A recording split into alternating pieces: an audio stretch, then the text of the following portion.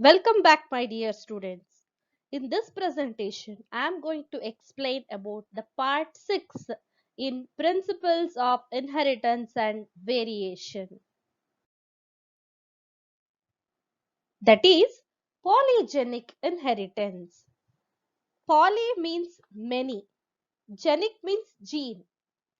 Here, one character or the expression of trait is controlled by two or many genes. So this is known as polygenic inheritance. And an example for this polygenic inheritance is skin color or eye color, height and weight in human beings. Human skin color can be given as a classic example for this polygenic inheritance. See, in this trait, the phenotype reflects the contribution of each alleles. See here, capital A, capital B and capital C are said to be the dominant. Okay, so this controls the skin color with the dominant forms, and this is responsible for the dark skin color. This one, last one. And small a, small b, small c, these are the recessive forms which represents the light skin color. If the person is having the genotype with the dominant alleles, that is capital A, capital B and capital CC. So he will be having the darkest skin color. This one. And all the recessive alleles such as small a, small b, small c, small c will be having the lightest skin color. See here, the genotype with 3 dominant alleles and 3 recessive alleles will have the intermediate character. So this is an intermediate character. So this is the darkest and this is the lightest. In this manner, the number of each type of alleles in a genotype would determine the darkness or else the lightness of the skin in an individual. This is known as polygenic inheritance.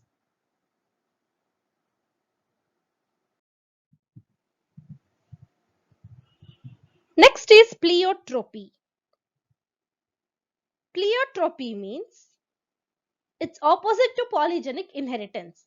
Here, the single gene can exhibit many phenotypic expressions. A single gene controls more than one character. Example for this is phenylketonuria. See, this phenylketonuria is an inherited disorder.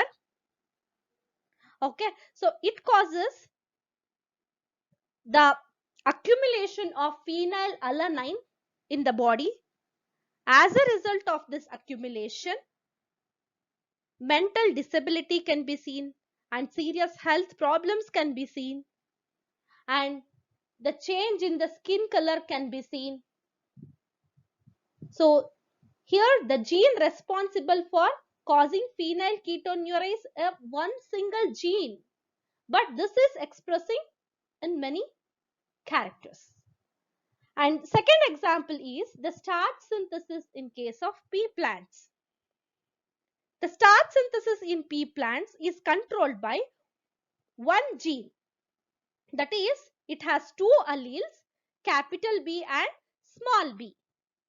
The starch synthesized with the help of the capital B and small b. See, the capital B will be having the large starch grain. That is homozygous. And small b here. It is also homozygous, but it has less efficiency, hence they produce the smaller grains. And after maturation, what you can see is this capital B seeds are found to be round. And small b seeds are found to be wrinkled. So here the gene is a single gene, but it is showing the two characters. One is the round and second one is the wrinkled in case of 2. Okay. And another character is it is coupled with large starch grain and smaller starch grain. See, when it is made to produce a gametes, and in F1 generation, what we can expect is the heterozygous condition of capital B and small b. And this is round seed. Round seed means here it is because of this dominant. But the starch grains produced are of intermediate size. Okay. And what you can see after selfing in the F1 generation is the seeds will be of intermediate size, not round, not wrinkled. So this is a character. What we can tell is this is also an example of incomplete dominance. Either this one is not expressing and not allowing this one to express. So as a result, intermediate character is formed. Okay, so this pleiotropy and incomplete dominance both can be seen in the starch synthesis in case of pea plants. But here what you have to remember is pleiotropy means a single gene that can exhibit many phenotypic expression.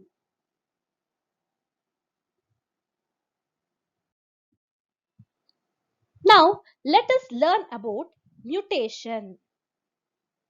Mutation can be defined as a spontaneous, permanent change in the genetic makeup that can alter the character of an individual. So this is a definition of mutation. According to Dobzhansky, mutation can be called as a mistake or misprint during the cell division. And mutations may be caused due to the errors during the DNA duplication or replication, or maybe due to the environmental factors like chemicals, radiations, etc.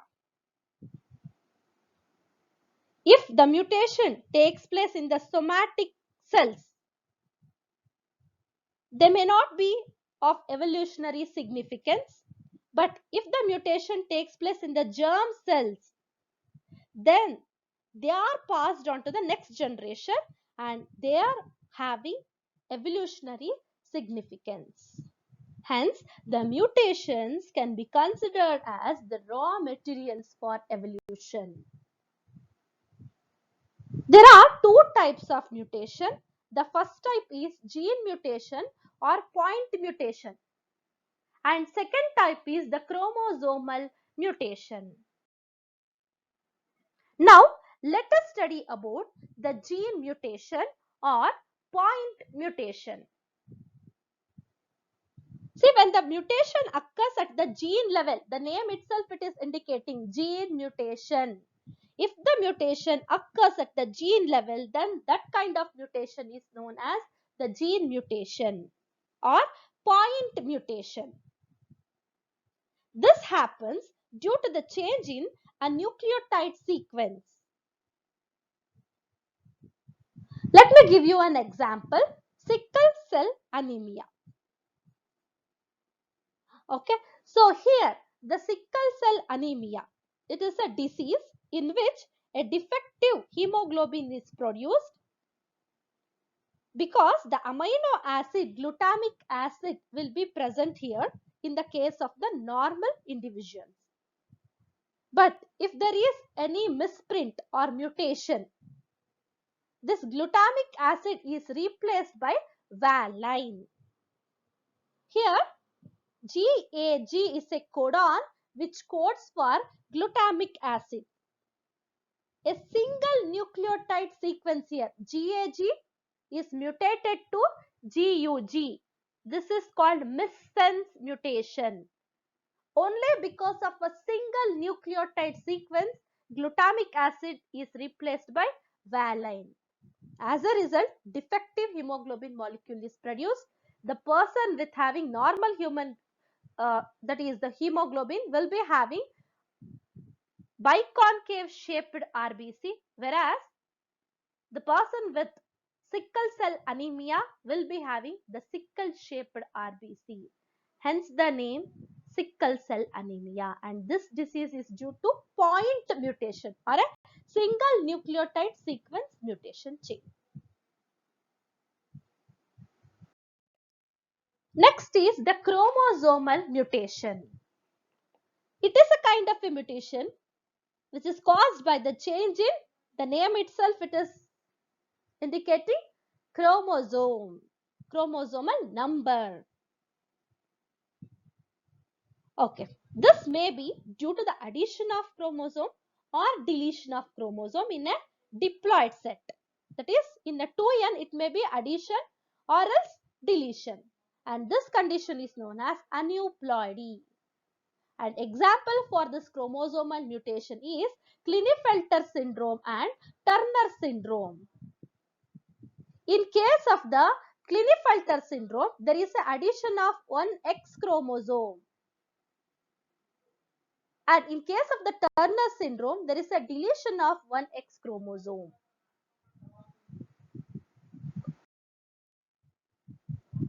Next kind of mutation is frame shift mutation. See, these additions or deletions of base pairs of DNA causes frame shift mutations. Okay, so example for this frame shift mutation is Tay-Sachs disease, which is characterized by the brain damage, cataracts, jaundice, and enlarged liver and kidney damage in the newborn. This is because entire frame will be either inserted. See here, the T is inserted here, and here A is deleted. It may be insertion or deletion of a frame. So this is about frame shift mutation. Next, let us learn about pedigree analysis. Pedigree analysis means it is an analysis of inheritance of traits or characters for several generations in a family. See, the pedigree analysis, it's an analysis in which the inheritance of a particular traits or character is represented in a family tree. That is, over generations, we are representing it in a form of a tree. In human genetics, this pedigree study provides a strong tool which is utilized to trace the inheritance of specific disease, abnormalities, or specific character. That is why this pedigree analysis is very much useful in human genetics. See, before going to this, let me talk about mutation in detail. Mutation means, as I told you, this is an agent which causes mutations, and there are two types of agents. It may be physical or chemical. Physical mutagens involves X-rays, UV rays, or else shortwave radiation. Chemicals means EMS, MMS, all colchicines. So this causes mutation. Mutation causes disease or a character to change. Okay, so these all are interlinked. See, now let me explain you about some of the standard symbols which are used in pedigree analysis. This is male and this represents female. This is sex unspecified, and if it is in red, this shows this is a affected individuals. And if there is a single line, this shows mating. If there is a double line, it shows mating between the relatives. See here, this represents the parents which are represented above and children below. Next, the parents with male child affected with the disease, because red means disease. 5 means 5 unaffected offsprings. Now let us study about the autosomal dominant trait. Autosomal dominant trait means it is because of autosomes. And here the dominant character controls. At least one affected parents can be seen. So, phenotype appears in every generation. The phenotype can be seen in every generation here. Next, two unaffected parents only have unaffected offsprings. Here you can see these two are unaffected parents, but they are having the unaffected offsprings. And these traits are controlled by dominant genes. That is the name dominant trait. And both males and females are equally affected. See here in this generation, both males and females are equally affected. Next, traits do not skip the generation. If there is an affected parent means definitely in the children you can expect the disease or traits. Example for this autosomal dominant trait is polydactylity. So this is an example, and tongue rolling ability, then myotonic dystrophy.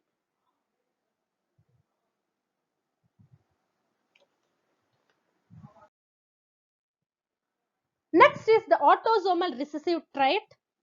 This is a pedigree which shows the autosomal recessive trait. Here the unaffected parents can have the affected offsprings. These two are unaffected, but they are having the affected offspring.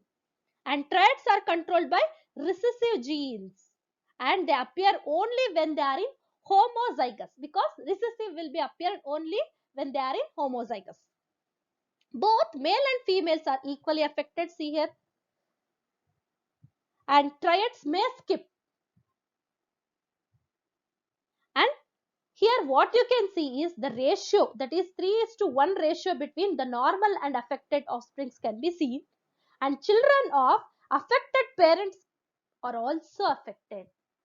Unaffected parents can also get affected, and affected parents will also get affected. An example for this autosomal recessive trait is albinism and sickle cell anemia.